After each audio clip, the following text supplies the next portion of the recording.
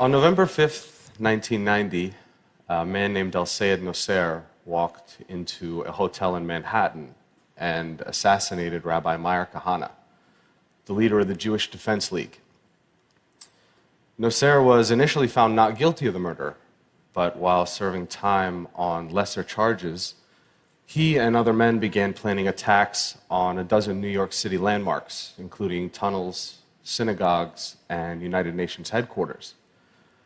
Thankfully, those plans were foiled by an FBI informant. Sadly, the 1993 bombing of the World Trade Center was not. Nosser would eventually be convicted for his involvement in the plot. Al-Sayed Nosser is my father. I was born in Pittsburgh, Pennsylvania in 1983 to him, an Egyptian engineer, and a loving American mother and grade school teacher who together tried their best to create a happy childhood for me. It wasn't until I was 7 years old that our family dynamics started to change.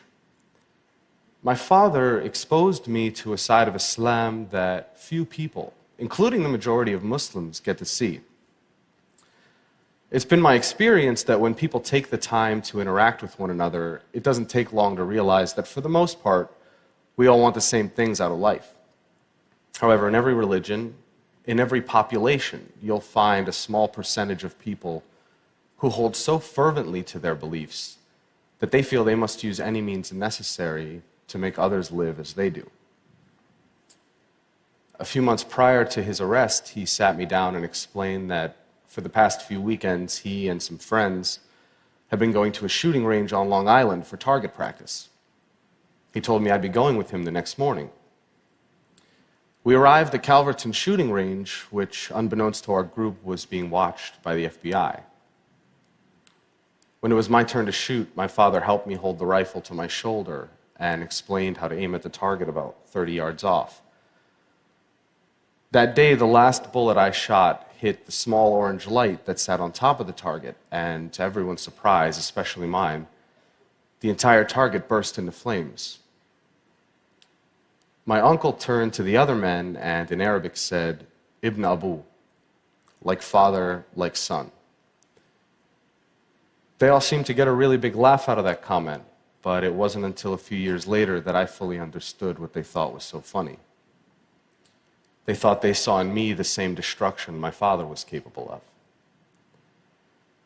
Those men would eventually be convicted of placing a van filled with 1,500 pounds of explosives into the sub-level parking lot of the World Trade Center's North Tower, causing an explosion that killed 6 people and injured over 1,000 others. These were the men I looked up to. These were the men I called Ammu, which means uncle. By the time I turned 19, I had already moved 20 times in my life. And that instability during my childhood didn't really provide an opportunity to make many friends. Each time I'd begin to feel comfortable around someone, it was time to pack up and move to the next town. Being the perpetual new face in class, I was frequently the target of bullies. I kept my identity a secret from my classmates to avoid being targeted, but as it turns out, being the quiet, chubby new kid in class was more than enough ammunition. So for the most part, I spent my time at home, reading books and watching TV or playing video games.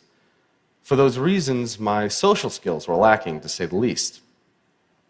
And growing up in a bigoted household, I wasn't prepared for the real world. I'd been raised to judge people based on arbitrary measurements like a person's race or religion. So what opened my eyes? One of my first experiences that challenged this way of thinking was during the 2000 presidential elections. Through a college prep program, I was able to take part in the National Youth Convention in Philadelphia. My particular group's focus was on youth violence, and having been the victim of bullying for most of my life, this was a subject in which I felt particularly passionate. The members of our group came from many different walks of life. One day toward the end of the convention, I found out that one of the kids I had befriended was Jewish. Now, it had taken several days for this detail to come to light, and I realized that there was no natural animosity between the two of us. I had never had a Jewish friend before, and frankly, I felt a sense of pride in having been able to overcome a barrier that for most of my life I had been led to believe was insurmountable. Another major turning point came when I found a summer job at Busch Gardens, an amusement park. There I was exposed to people from all sorts of faiths and cultures, and that experience proved to be fundamental to the development of my character. Most of my life I'd been taught that homosexuality was a sin, and by extension that all gay people were a negative influence. As chance would have it, I had the opportunity to work with some of the gay performers at a show there, and soon found that many were the kindest, least judgmental people I had ever met. Being bullied as a kid created a sense of empathy in me toward the suffering of others, and it comes very unnaturally to me to treat people who are kind in any other way than how I would want to be treated. Because of that feeling, I was able to contrast the stereotypes I'd been taught as a child with real-life experience and interaction. I don't know what it's like to be gay, but I'm well acquainted with being judged for something that's beyond my control. Then there was The Daily Show. On a nightly basis, Jon Stewart forced me to be intellectually honest with myself about my own bigotry and helped me to realize that a person's race, religion, or sexual orientation had nothing to do with the quality of one's character. He was, in many ways, a father figure to me when I was in desperate need of one. Inspiration can often come from an unexpected place, and the fact that a Jewish comedian had done more to positively influence my worldview than my own extremist father is not lost on me. One day I had a conversation with my mother about how my worldview was starting to change, and she said something to me that I will hold dear to my heart for as long as I live. She looked at me with the weary eyes of someone who'd experienced enough dogmatism to last a lifetime and said, "I'm tired of hating people." In that instant, I realized how much negative energy it takes to hold that hatred inside of you. Zach Ibrahim is not my real name. I changed it when my family decided to end our connection with my father and start a new life. So why would I out myself and potentially put myself in danger? Well, that's simple. I do it in the hopes that perhaps someone someday who is compelled to use violence may hear my story and realize that there is a better way. That although I had been subjected to this violent, intolerant ideology, that I did not become fanaticized.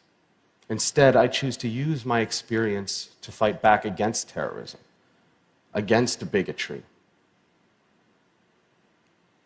I do it for the victims of terrorism and their loved ones, for the terrible pain and loss that terrorism has forced upon their lives. For the victims of terrorism, I will speak out against these senseless acts and condemn my father's actions. And with that simple fact, I stand here as proof that violence isn't inherent in one's religion or race, and the son does not have to follow the ways of his father. I am not my father. Thank you. Thank you very much. Thank you all.